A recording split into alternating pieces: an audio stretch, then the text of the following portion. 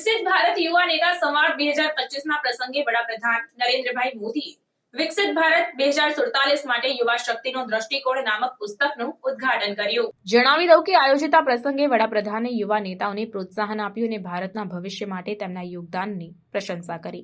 આ કાર્યક્રમનો મુખ્ય હેતુ યુવા નેતાઓને પ્રેરણા આપવી અને તેમને ભારતના વિકાસ માટે યોગદાન આપવા માટે પ્રોત્સાહિત કરવું છે। વિકસિત ભારત 2047ના વિઝન સાથે સંકળાયેલા કાર્યક્રમમાં 3000 યુવા નેતાઓએ ભાગ લીધો અને તેમના વિચારો અને નવીનતમ ઉકેલો રજૂ કર્યા।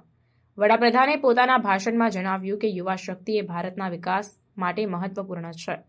યુવાનોના વિચારો અને પ્રયત્નો દ્વારા આપણે 2047 સુધીમાં વિકસિત ભારતનું સ્વપ્ન સાકાર કરી શકીએ છીએ। તેમણે યુવા નેતાઓને પ્રોત્સાહન આપ્યું કે તમારા વિચારોને પ્રસ્તુત કરો અને ભારતના વિકાસ માટે યોગદાન આપો।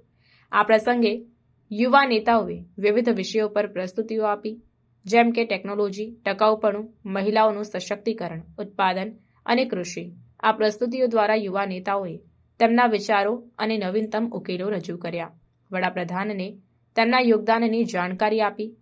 આ કાર્યક્રમમાં વડાપ્રધાને શ્રેષ્ઠ નિબંધોની સંકલન પ્રકાશિત કરી જે 10 વિષયો પર લખવામાં આવ્યા હતા। આ નિબંધો યુવા નેતાઓ દ્વારા રજૂ કરાયેલા નવીનતમ ઉકેલો અને વિચારોને પ્રતિબિંબિત કરે છે।